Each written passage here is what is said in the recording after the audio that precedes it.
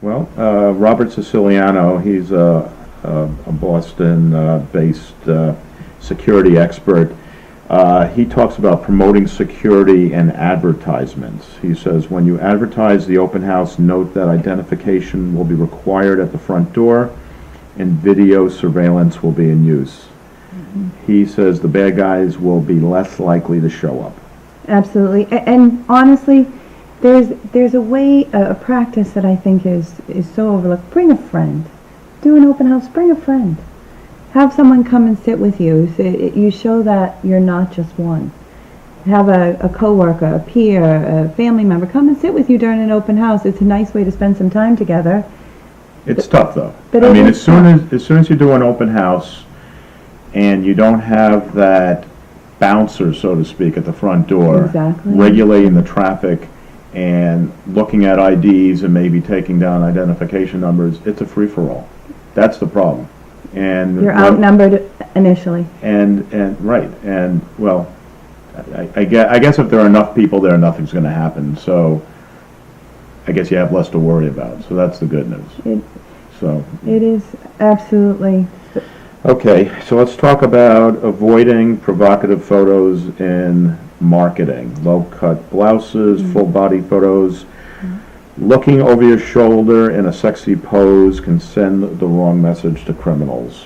And then the question was, at least in this particular article, is why do we need pictures anyway? Why do we need photos in our marketing? You and I have talked about this, Jim, and I truly believe that in our branding and our marketing, people like to work with people that look friendly, that look professional, and look very commanding over their Why not a caricature? They were reducing it all to a cartoon, aren't we? But it's funny. A male realtor that I spoke to yesterday said, Rosemary, please talk about not having sexy pictures of women, real estate professionals in photo. I happen to think that a lovely picture that's very inviting and professional looking, it dresses up an ad. And it dresses up an ad and it shows that there's a personal connection. The police have actually found situations where they've gone through the belongings of criminals and they've found our advertisements. Yes. Those ads that we're talking about circled. Yes. You know, as if, okay, this is a person I want to, I don't know if it's just meet, buy something from, rob, or worse. Well, if they're criminals, they don't want to do business together. Well, there are criminals that buy houses. Every day. They're every day. But I believe that you obviously shouldn't have provocative looking pictures, and you should be very professional and poised in your pictures. It wasn't always the case. I mean, I was literally doing business for a while, and then I drove down the street one day, almost ran off the road when I saw a big yard sign with one of my competitors' photos on the sign.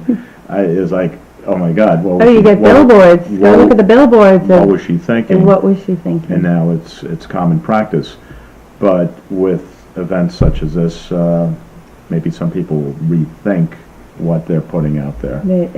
And it's a good time to take a look again at your social media presence. On our business page, we don't want pictures of us in bikinis and little dresses and all the rest of it. I think we should take a look at our social media presence and see how are we perceived to the general public.